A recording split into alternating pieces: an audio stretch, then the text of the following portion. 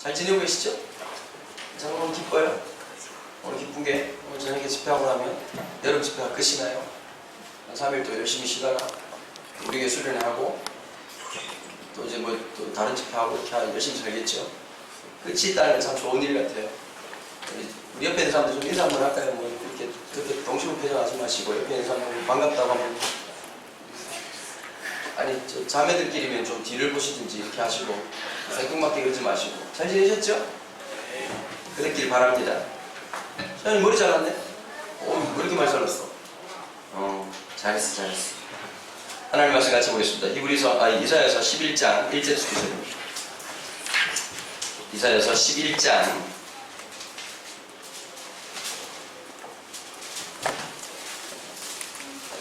1절에서 9절입니다.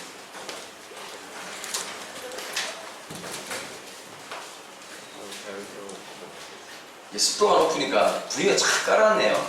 조금 이렇게 오늘 같은 날은 좀 오버하세요. 11장 1절에서 9절 한 절씩 교도하시죠. 제가 가지고 있는 성경은 구약성경 981페이지에 있습니다. 981페이지 이사야 11장 1절에서 9절입니다. 제가 먼저 읽어드린 한 절 교도합니다. 제가 먼저 1절 읽을게요. 이새의 줄기에서 한 싹이 나며 그 뿌리에서 한 가지가 나서 결실할 것이요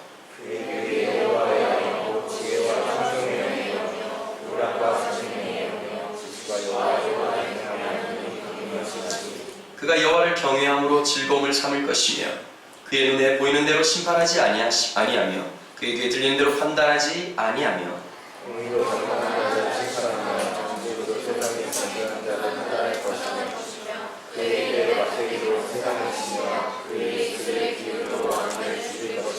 공의로 그의 허리띠를 삼으며 성실로 그의 몸의 띠를 삼으리라.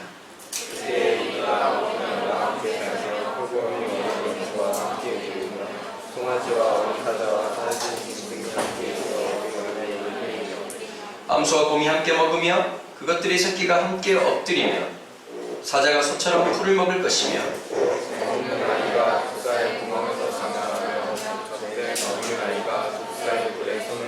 함께 읽습니다. 내 거룩한 산 모든 곳에서 배댐도 없고 상함도 없을 것이니 이는 물이 바다를 품같이 여호와를 아는 지식이 세상에 충만할 것입니다.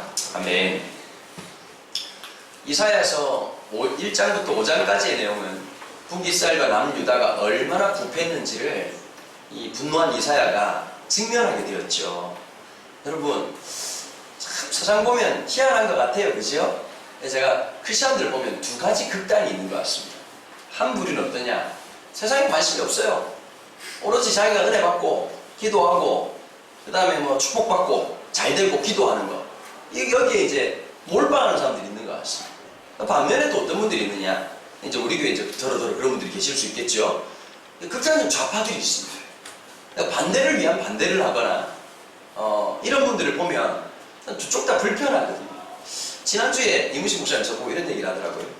강 목사님은 중도 우파적 성향이 있다 이런 말씀을 저보고 개인적으로 하시더라고요. 제가 뭐라고 했냐니까 농담처럼 저는 빨갱입니다 라고 말을 했습니다. 농담이지 물론. 근데 저는 어떠냐면요, 이런 생각이 있어요. 나에게 이데올로기라고 하는 것은 그렇게 중요하지 않습니다. 하나님의 백성으로 살아가면 우파에게도 불편한 존재가 되는 거고 좌파에게도 불편한 존재가 되는 것이 사실입니다. 어느 쪽에 속해 있다. 우리 세대만 해도 이데올로기적 관점으로 모든 것을 접근하는 것은 제가 볼 때 좀 올드 패션이 아닌가라는 생각을 하게 되는 것이죠. 불편하게 되어 있습니다. 저는 솔직히 극단적인 우파에 계신 분이나 좌파에 계신 분들 솔직하게 불편합니다. 왜 그러냐? 이쪽에 계신 분들 보면 순수하고 착해요. 잘해요. 목회적 입장에서 보면요, 오른쪽에 계신 분들이 잘합니다. 너무너무 지나치게 잘해서 불편할 정도입니다. 반면 좌파에 계신 분들은 또 뭐가 불편하냐니까 말은 맞는데 태도나 행동하는 것이 탁 무너져 있어요. 분노와 상실감이 너무너무 큰 거예요. 둘 다 똑같은 거거든요. 어떻게 보면 자기 기득권 세력을 유지하려고 하는 어떤 분들이나 아닌 분들이나 사실 그게 똑같거든요. 그런 모습들을 보면서 참 많이 마음이 힘듭니다. 1장부터 5장까지를 가만히 보면 이사야도 기질적으로 보니까요, 조금 부정적이고 비판적인 것이 굉장히 강한 사람입니다. 부정적이고 비판적인 것 자체가 잘못된 건 아닙니다. 그러나 그것을 어떻게 에너지화시키고 위치를 전환시킬 수 있느냐가 관건이죠. 화가 날 수 있습니다. 사람이란 화가 나지 않습니까? 그죠? 열받을 수 있어요. 이런 거예요. 갑자기 거울 속에 비친 내 모습이 완전 막 돼지가 돼가지고 막 나타나면 화가 나지 않습니까? 살쪘구나 기뻐할 사람 아무도 없잖아요. 화장이 좀 잘못됐는데 오늘은 너무 마라같이 생겼네? 이렇게 하고 기뻐할 사람 아무도 없습니다. 화가 나죠. 짜증이 나죠. 근데 그 화를 화가 난다고 짜증난다고 더 참아오는 사람이 있는 반면 어떤 사람들이 그 화를 가지고서 또 운동도 하고 건강하게 자기를 가꾸는 그런 일을 할 수 있잖아요. 성경표 보면 화날 때 있지 않습니까? 그죠? 열 쳐받을 때가 있죠. 처음에 막 교수가 밉다가 선생님이 밉다가 나 분명히 뭐 B 정도 줄 줄 알았는데 아니면 A 정도 줄 줄 알았는데 갑자기 뭐 예상치 않게 뭐 C가 떴다든지 뭐 그런 일이 생길 수 있지 않습니까? 사람이라고 하는 게 열받다가 오히려 그 스트레스 받고 열받았던 것이 오히려 공부로 전환된 사람들이 있고 더 최선을 다하게 되는 사람들이 있는 것처럼요. 참 우리가 어떻게 이 스트레스를 받으면 어떻게 하면 좋을까라고 하는 것이죠. 1장부터 5장까지가 이스라엘 내면에 썩어있는 문제라고 한다면 6장을 지나서 7장, 8장, 9장, 10장까지의 내용은 어떠냐? 주변국의 문제였습니다. 첫 번째는 어땠느냐? 북이스라엘이 멸망하기 전에요. 정치적으로 굉장히 아둔한 짓을 했습니다. 어떤 짓을 했느냐? 그 당시에 가장 강한 세력이었던 아시리아, 아수르라고 하는 나라가 있었는데요. 아수르와의 저항명선을 만들기 위해서 이집트가 연합군을 형성합니다. 연합군을 형성하는데 누구한테 손을 딱 내밀었냐? 북이스라엘한테 손을 내밀었던 거예요. 근데 선지자 이사야는 뭘 지적하고 있느냐? 하나님께서 이미 모든 패권을 아수르한테 넘겼으니 아수르의 다스림을 통해서 고난을 통해서 우리 백성들은 배워야 된다. 이게 이사야의 메시지였고 대부분 선지자들의 메시지였는데 북이스라엘 정권들이 무슨 짓을 하느냐? 아니다. 끝까지 이제 거짓 선지자들이 되게 많았거든요. 왕이 하신 대로 하십시오. 하나님께 축복하실 겁니다. 이러고 막 그냥 뭐 손 비비고 이렇게 하는 놈들이 많은 바람에 이집트와 연합저산을 딱 형성하게 되고 아수르에 의해서 완전히 처참하게 멸망당하는 그런 스토리가 펼쳐지는 거죠. 근데 일단 이런 거예요. 정치권의 무능함을 비판하고 그 다음 또 뭘 비판하느냐? 아수르가 하나님께서 잠시 힘을 주셔가지고 오히려 좀 채찍질로 이렇게 야단치라고 이렇게 좀 쓰신 건데 어떻게 했느냐? 지가 힘을 갖고 있는 줄 알고 미친 척 하면서 북이스라엘을 갖다가 막 이렇게 학대하기 시작하자 하나님 뭐라고 하냐니까 too much 이렇게 말하고는 아수르 너네들도 내가 분명히 심판하게 될 것이다. 그래서 6장부터 10장까지는 온 세상의 부정과 부패 그 다음에 인간의 권력이라고 하는 것 힘이라고 하는 게 주어질 때 인간은 절대 통제 가능한 존재가 아니라는 것을 보여주는 것이 6장, 7장, 8장, 9장, 10장까지 내용입니다. 그럼 이 소망 없는 세상에 앞뒤로 보나 어디로 보나 짜증나지 않습니까? 여러분 지난주에 어떤 일이 있었냐니까 중국 위안화 절상을 이렇게 그 값어치를 떨어뜨렸습니다. 근데 여러분 시장이라고 하는 것은 경쟁을 할 때 어떤 게 중요할까요? 페어한 게 중요하죠. 나의 심판이 축구 심판인데 축구 심판이 막 상대방 막 옷 찢고 눈가리 찌르고 이러는데도 불구하고 그냥 뭐 계속 플레이 시키면 열 받겠습니까? 안 받겠습니까? 뭐 좀 극단적인 예로 한국하고 일본하고 축구 시합을 붙는데 심판이 너무 편파적으로 일본 편을 든다. 아마 걔는 살아서 못 따라가지 않게 이 70년 열받아가지고 기본적으로 열받아 있는데 걔는 살아서 못 따라갈 겁니다. 경기를 할 때 제일 중요한 게 뭘까요? 페어플레이입니다. 근데 여러분 우리나라 지금 전 세계 시장이 페어합니까? 언페어합니다. 거대한 자금력을 갖고 있는 중국이 자기네 마음대로 자기한테 유리하도록 가치를 먹이고 가격을 떨어뜨려가지고 시장에 있는 경쟁력을 갖다가 엄청나게 높입니다. 일본도 마찬가지. 엔화 지금 가치가 엄청 떨어져 있는 상태 아닙니까? 지금 한국은 이렇게 가다가는 그리스 꼴나기 딱 직전입니다. 굉장히 어렵습니다. 그러면 우리가 그렇게 좋아하던 미국, 소위 말하는 우파들이 그렇게 좋아하던 미국은 페어하게 일본에 그렇게 하지 마라, 중국에 그렇게 하지 마라 지금 할 수 있을까요? 못합니다. 세상을 보십시오. 어디를 봐도 공평한 것은 아무것도 없습니다. 거기다 더 열받지 않습니다. 이사야 1장부터 10장까지가 오늘 현실이고 세계를 돌아봐도 마찬가지고 지금 앞이 캄캄한 상황 가운데 있는 거예요. 이 상황 그러니까 이사야가 분노에 차오르는 거죠. 세상이 왜 이럴까? 뒤집어 버릴까? 에이 더러운 세상 막 이런 마음이 드는 거예요.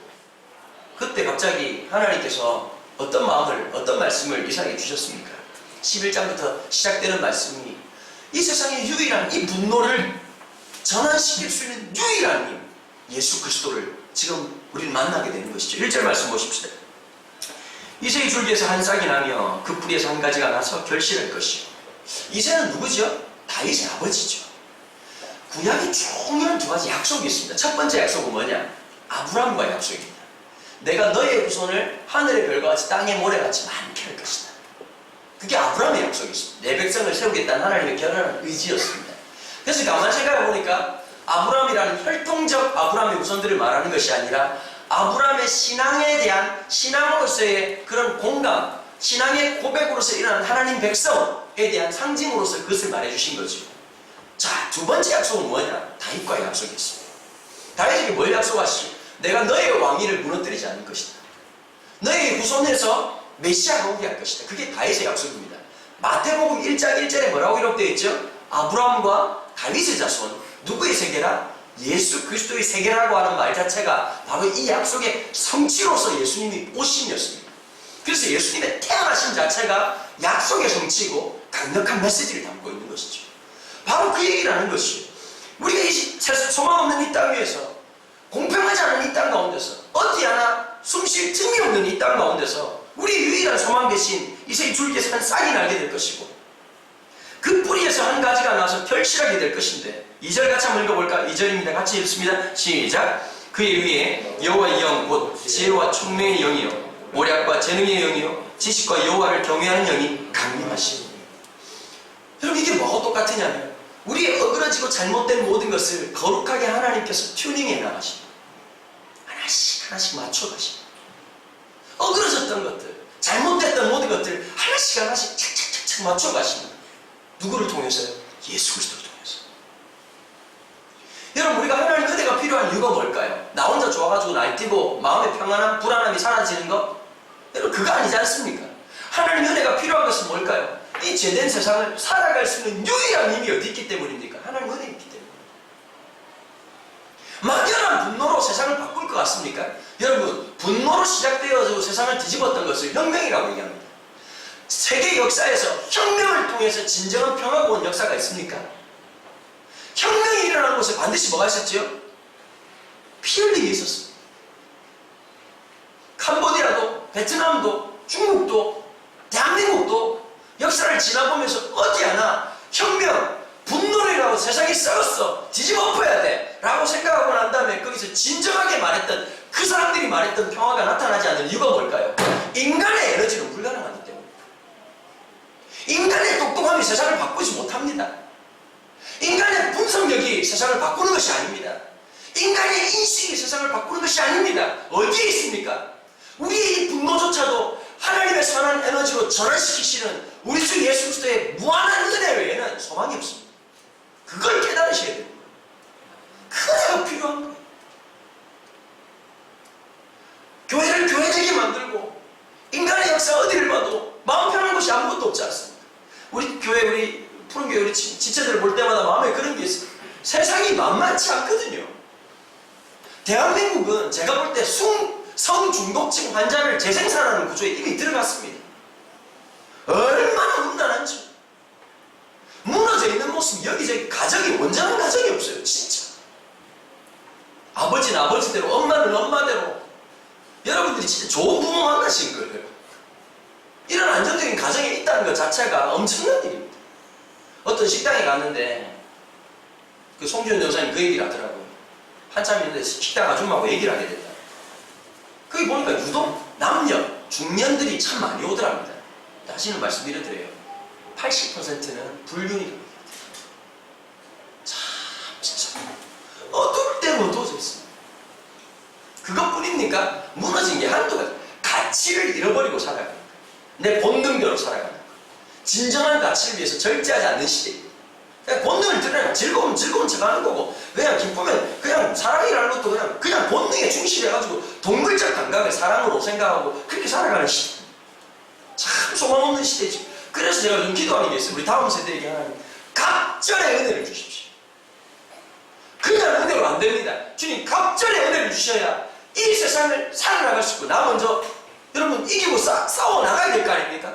겨우 방어적 신앙이 아니라 그걸 넘어서서 세상을 주님의 영광으로, 주님의 진리로, 주님의 정의로 바꿔놓을 수 있는 은혜까지를 주기 위해서 하나님 갑절의 은혜를 주십시오.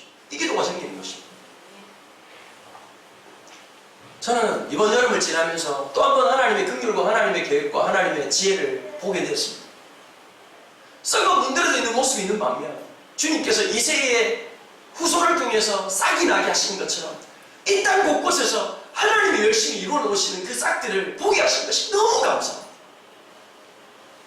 연약하고 미약하지만 하나님께서 우리 다음 세대를 통해서 하나님 나라를 열망하고 하나님 나라에 대한 열망을 가지고 꿈을 가지고서 그렇게 살아갈 하나님의 세대들이 일어날 수 있게 되기를 또 한 번 기도하는 마음들이 생기는 것이죠.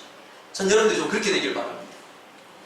여러분, 단순히 내 신앙을 지키고 죄 안 짓는 것으로 끝나는 것이 아니라 하나님의 영광이 임하도록 나아가는 것입니다. 여러분, 그 하나님의 공의를 이렇게 말하고 있죠. 3절 4절입니다. 그가 여호와를 경외함으로 즐거움을 삼을 것이며 그의 눈에 보이는 대로 심판하지 아니하며 그의 귀에 들리는 대로 판단하지 아니하며 공의로 강한 자를 심판하며 정직으로 세상의 겸손한 자를 판단할 것이며 그의 입에 막대기로 세상을 치며 그 입의 입술의 기운으로 악인을 죽일 것이며 5절입니다. 그의 허리띠를 삼으며 성실로 그의 몸에 띠를 삼으라. 여러분, 성경을 보시면, 특별히 구약을 보시면요, 하나님의 관심이 어디 있는지 아십니까? 교회 잘 나오고 헌금 잘하고 순종적이고 거기에 포인트가 있는 게 아닙니다. 하나님의 믿음이라고 하는 말을 뭐와 꼭 결부시키냐? 공의입니다. 하나님의 정의가 실현되는 것입니다. 그래서 우리가 중요한 것이 있죠. 첫 번째는 우리가 우리의 죄를 깨닫고 날마다 십자가 앞에서 주님의 말씀 앞 주님 앞에서 회개하는 삶입니다. 또 하나가 뭘까요? 나 혼자 회개하는 것이 끝나는 것이 아니라 우리가 이 세상에 파송되어진 사람으로서 이 땅의 정의를 실현하고 그것을 뭐라고 말하죠? 하나님 나라의 공의라고 얘기하는 것이거든요. 그걸 위해서 헌신하는 자가 되도록 부름받았고 그 일을 감당하라는 것이죠. 하나님은 교회 나와서 헌금 많이 한다고 교회 열심히 나온다고 해서 우리의 모든 것들을 사해주시지 않습니다. 하나님 관심 무엇일까요? 우리가 살아가는 삶을 통해서 하나님의 뜻이 이루어지고 있냐? 훨씬 더 중요한 것입니다. 좀 그런 일을 위해서 좀 헌신하고요. 좀 미친 듯이 주님 앞에 좀 헌신하는 모습들이 우리 가운데 있어야 되지 않나요? 미친다는 말이 좀 그러네요. 좀 진짜 주님 앞에서 무섭게 헌신하고 뜨겁게 헌신하는 모습들이 좀 필요하지 않을까요? 저는 그게 필요하다고 생각합니다. 그래서 크리스찬에게 가장 중요한 게 어떤 거냐? 그 미덕 중에 하나가 열정입니다. 열정이 있어요. 열정이. 뜨거운 열정으로 살아가는 사람입니다.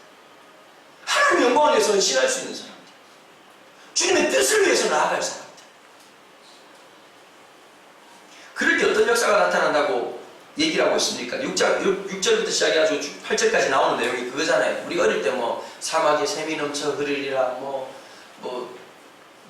사자하고 어린 양이 뒹굴고 어린이가 독사의 굴에 손을 집어넣어도 해하지 않고 여기서 뭘 말하는? 하나님께서 원하시는 평화가 오는 거죠.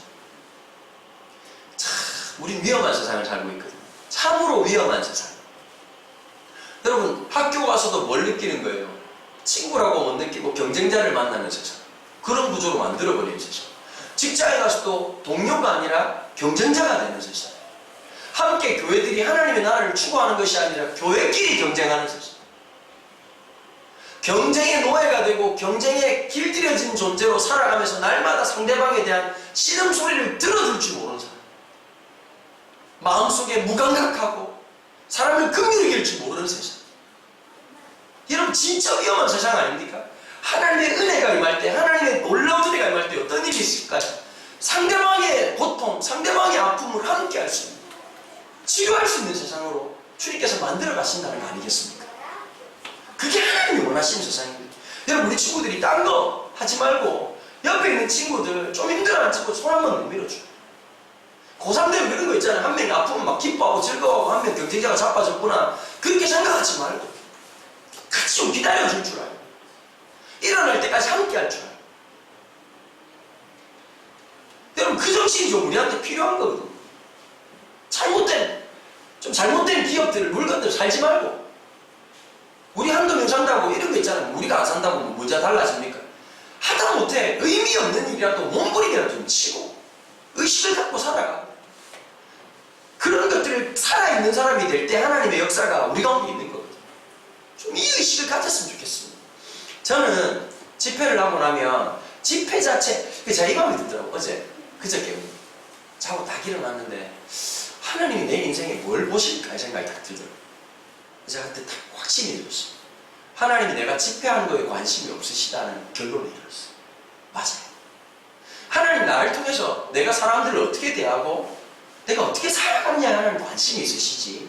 내가 집회를 몇 번 했다, 집회를 은혜 속에 있는데 하나님 별로 관심 없으시고. 이번 주에도 많은 분들을 만났습니다. 만나면서요, 하나님의 사람들은 참 놀랍더라고요. 특징이 있었어요. 공통점 첫 번째, 무서운 시험을 경험했다는 거예요. 어떻게 저 지경에 살 수 있을까? 사람들이요, 다 괜찮은 거 같잖아요. 우리 하나만 딱 벗고 나면 다 상처투성입니다. 몸이 아프거나 돈이 없거나 관계가 엉망진창이거나 정신적으로 문제가 있거나 어디 하나 상한 사람이 아무도 없습니다. 하나같이 그렇더라고요. 그런데 너무 감사한 게요, 어제도 그런 분을 한 분 만났습니다. 한 분을 만났는데, 여러분 처음 만난 목사에게 중년의 나이에 자기의 가정사, 그 복잡한 가정사를 얘기한다는 게 쉽지 않지 않습니까? 딱 듣는데요, 제가 여러분들 다 말씀을 못 드리겠습니다. 듣는데 한마디를 딱 하는데, 와, 저분 인생 어떻게 살았을까 싶더라고요.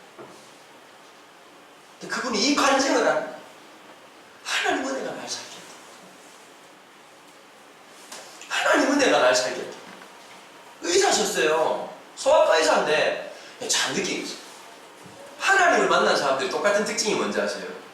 이렇게 말을 해요. 겸손을 떠는 게 아니라 진실한 고백 같아요. 사실 제가 공부를 잘하는 편이 아니었다. 성질이 나잖아요. 그렇지 않습니까? 의사가 공부를 못했다면 우리가 깨물고 죽어야 되잖아요. 참 그게 하나님의 은혜가 있었다. 신비가 있어, 신비가. 하나님의 은혜가 있었음을 매 순간 고백하다. 용서할 수 없었던 아버지를 용서하고 품어내고 사랑해 줄 수 있는 자리. 딱 이유는 단 하나였다는 거예요. 하나님 은혜예요. 그분이 또 이런 얘기 하더라고요. 본인이 아버지 전도하고 엄마를 전도했대요. 그리고 자기가 시험에 든 거예요. 교회 어떤 일이 생겨가지고 시험에 들고 났더니 자기를 회복시킨 게 누구냐?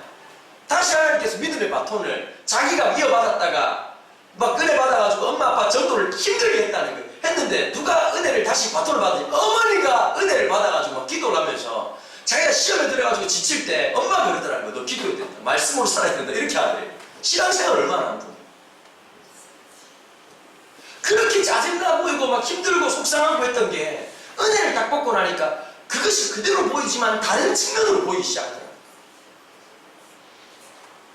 분노로만 끝나야 되는 인생이 아니라 하나님의 역사를 만들어갑니다. 주님의 채찍질이 어떤 것이었습니까? 채찍질 자체에 목적이 있는 게 아니었습니다. 하나님의 정의는 벌하는 것으로 끝나는 것이 아니라 뭘 만드는 거죠? 하나님의 영광, 하나님의 정의, 하나님의 평화를 만드는 것이 궁극적 목적이다. 이게 바로 8절까지 말씀의 핵심 아니겠습니까? 옳은 말을 하는 사람 많습니다. 그러나 그 하나님의 옳음을 드러내게 살아가는 그 사람은 어디 있냐는 것이죠. 하나님의 영광을 드러내는 사람. 이민택 목사님 지난번에 만났잖아요. 그러더라고요. 이 목사님 지난번 만나서 나보고 그러더라고요. 목사님, 제가 아이를 입양하고 난 다음에 하나님 우리를 얼마나 사랑하는지 느꼈다. 그 다음에 그 둥지 여자아이들 돌보면서 하나님의 그 속상한 사랑을 알았다. 그 마음 아픔을 몸으로 경험한다는 거예요. 그리고 가정들이 깨어진 가정들, 엄마 아빠들 나와가지고 뭐 보니까 엄마가 엄마 아닌가? 아는 사람 같은 사람들이 엄마가 되고 아빠 되면 안 되는 사람들이 아빠가 돼가지고 집이 엉망진창, 가정이 없는 그 아이들을 돌보면서 이상한 마음이 생기더라는 거예요. 여러분, 내 새끼도 아닌데 돌볼 마음이 생기겠습니까? 그것도 좀 이쁘기라도 하면 그렇지만 완전히 내면이 16살이지만 내면이 완전 무너져 있는 아이들, 뭘 해야 될지 모르는 아이들을 돌보는데도 그런 말씀을 하시더라고요. 이상하게 하나님이 사랑을 주고 자기가 부끄럽대요. 매일 아침마다 그 아이들 5명 놓고 큐티를 같이 한다는 거예요. 큐티를 같이 하는데 인지 능력이 너무 떨어져가지고요, 예루살렘이라는 말을 못 외운답니다. 여호와는 나의 목자시니 내게 부족함이 없으리로다. 요거를 못 외운다는 거예요. 더 기가 막힌 건 메이커 이름 귀신같이 외운대요. 애들 보고 이것만 외우자, 제발 이것만 외우자.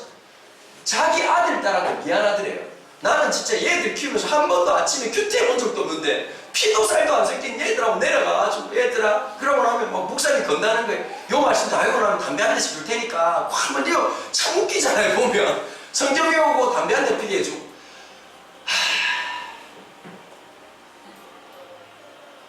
그분이 교회 사역을 그만두신 이유가 있습니다. 교회 와보니까 너무 착한 아이들이 많더래. 좋은 부모도 많고 돌봐줄 사람들도 많고. 자기가 그 사회 가다가 교회 왔더니 아, 내 부르심이 이게 아니구나. 그리고 교회 사역을 하시네. 같이 돌보기로 하시네. 그래서 제가 임윤택 목사님 좋아하는 이유가 있습니다. 왜 좋아하는지 아세요? 보통 그런 일 하는 사람들 분노가 많아요. 자기가 옳은 일 하는 사람들 분노가 많아요. NGO 단체나 이쪽에 있는 사람들 되게 있잖아요. 자뻑도 심하고요. 다른 사람들 다 쓰레기로 만들어요. 근데 이분이 무슨 말을 하느냐. 나 같은 사람들은 이런 애들 돌보는 거고 엘리트 그룹들을 좀 잘 인도하시는 것도 필요하고 기존의 교회 사역하는 것도 다 너무 필요하다. 참 균형난 거예요. 하나님의 은혜가 있는 사람. 자, 그분을 보면 이런 게 일이 옳은데 안 옳은 사람이 있어요. 하는 일은 옳지만 사람이 삐딱한 사람이 있어. 근데 난 그분을 보면 느끼는 게 있어요. 옳은 일을 하면서도 참 하나님의 은혜가 있는 사람. 얘들아, 우리가 지금 그런 세대가 되어야 되는 거야. 옳음을 볼 줄 아는 눈을 갖고 하나님의 그 옳음을 옳음되게 하신 은혜를 사모하고 목마른 사람. 저 우리 푸른 교회들이, 우리 성도들이요, 우리 지체들이 하나님 은혜에 목이 좀 말랐으면 좋겠어. 사모하는 마음도 좀 있고 아멘도 좀 하고 좀 주님 앞에 열정적으로 주님 앞에 나아가는 그런 모습이 있게 되길 축복합니다. 이게 필요한 거예요. 하나님 앞에 얘들아 이렇게 살려고 하면 좀 생각을 다시 해야 돼요. 자네만 발달하지 말고 옳은 것만 생각하지. 그게 옳음이 되게 하는 게 하나님의 은혜라니까요. 우리는 삐딱할 수밖에 없어요. 어디가 다 균형 있게 만나는 게 없어요. 하나님의 정의는 인간의 인식으로 시작되는 것이 아니라 하나님의 은혜로 가능하다는 거 아셔야 됩니다. 우리의 깨달음 위에 진리의 영이 임하셔서 그런 역사가 있다는 거죠. 다시 한 번 더 볼까요? 하나님 어떻게 하냐. 2절 그의 위에 여호와의 영 곧 지혜와 총명의 영이며 모략과 재능의 영이요 지식과 여호와를 경외하는 영이 강림하시게. 아멘. 우리의 삶에 그 은혜가 임해야 가능한 것입니다. 옳음에 대한 인식, 바른 목회, 바른 삶, 그리스도인의 삶 100번 1000번 말해봐야 하나님의 영이 임하지 않으면 그 옳음은 절대로 실현이 불가능합니다. 뭐가 있어야 되느냐? 하나님의 정의에 대한 분명한 인식과 함께 뭐가 있어야죠? 하나님의 은혜에 대한 사모함과 갈망이 있어야 됩니다. 주님을 주셔야 합니다. 하나님 주셔야 합니다. 주님 우리에게 허락하여 주시옵소서. 이 마음이 있어야 되는 거예요. 서두에 제가 말씀드렸죠. 극단적 좌파나 우파라고 하는 노선이 인간을 구원하는 거 아닙니다.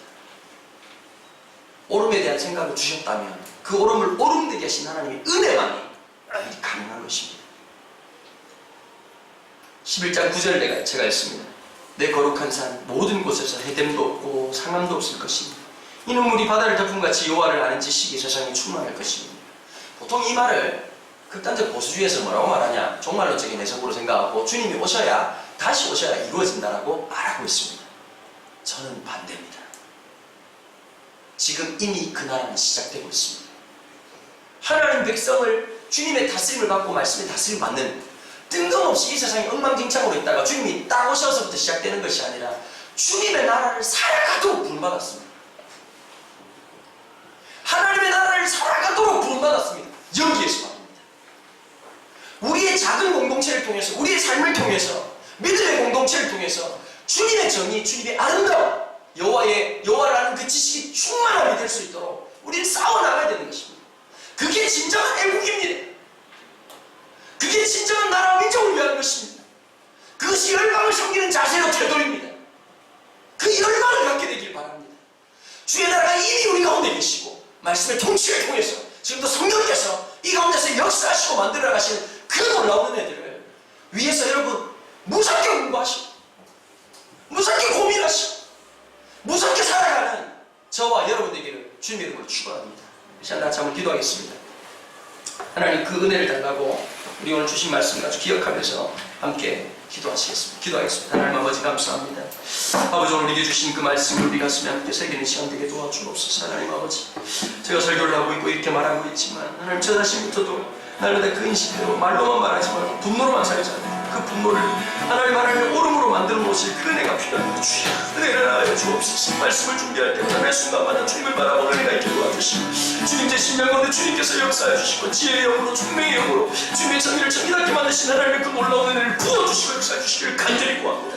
하나님 우리 부르기에 모든 지혜 가운데 주의 은혜가 임하게 도와주시고 하나님 주의 영광이 임하게 하여 주옵소서. 주님에 대한 목마름이 있게 도와주옵소서. 주님에 대한 사모함이 있게 도와주옵소서. 열망이 일어나게 하여 주옵소서. 주님의 이름을 구하고 믿음으로 나아가는 하나님의 사람들이 지속적으로 일할 수 있도록 아버지를 잡아주시고 함께하며 넉넉히 지나지 않게 도와주시고 그냥 착한 생각 착하게 살려고만 하지 않게 도와주시고 주님의 정의를 위해서 하나님의 일에 대한 목마름과 몸부림침이 우리 가운데 있도록 아버지를 잡아주시고 주님의 홀로 영광받아 주시옵소서. 주님의 은혜를 구합니다. 하나님 아버지 감사합니다. 주님께서 오늘 주신 말씀 우리 가슴에 잘 새기게 도와주시고 주님의 은혜를 사모하는 마음이 있게 도와주옵소서. 이번 주 금요일 토요일 주일 2박 3일 동안 계약 중에 있지만 우리가 또 수련을 합니다. 하나님 함께 뜻이 모아지고 마음이 모아지고 학교가 아무리 방학이 아니고 여러가지 상황이 어렵다 할지라도 우리가 은혜에 대한 마음이 움직여질 때 얼마든지 우리에게 가능한 줄로 믿사오니 아버지 하나님 함께 움직여지게 도와주옵소서. 주님께서 또 귀하게 보내주신 귀한 우리 전사님들 그분들을 통해서 선포될 그 말씀을 통해서 우리가 은혜에 대한 몸부림침이 있게 도와주시고 사모함이 있도록 주님께서 친히 역사하여 주옵소서. 우리의 찬양과 기도와 오늘 드려진 예물 가운데 무엇보다 우리가 그렇게 살아가야 될 우리의 삶 위에 주가 함께 하시고 주의 은혜로 충만케 하여 주시옵소서. 주 예수 그리스도의 은혜와 하나님 아버지의 원하시는 사랑과 성령의 교통하심 주님의 은혜를 사모하고 내 생각의 오름이 아니라 그 오름을 오름되게 하시는 하나님의 은혜를 사모하며 주님의 성령을 간절히 갈망하는 주의 백성들 머리 위에 지금도 영원토록 함께 계시기를 축원하옵나이다. 아멘.